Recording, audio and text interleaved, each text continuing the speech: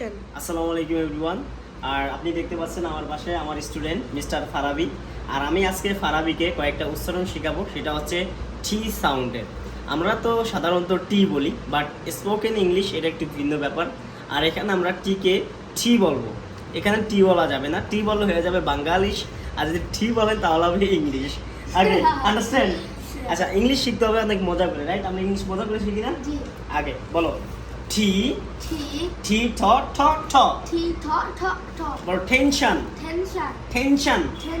Talent ঠো tap tax taxi thank target target. আগে বলতাম আমার একটা টার্গেট আছে, এখন কি বলবো? টার্গেট। এখন আমার কি আছে? টার্গেট আছে। কি আছে? বলো টাইগার টাইগার।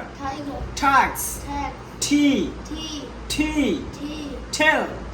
বলো time table ten title title test test team truck tennis technology. এখন বলা যাবে না টেকনোলজি, কি বলা যাবে না?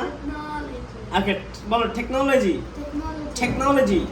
বলো টেলিফোন টেম্পার tonight tired।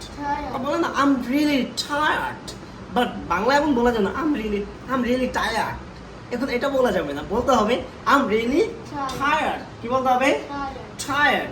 বলো trial tie tie। এই যে গলায় যেটা ঝুলায় আর কি।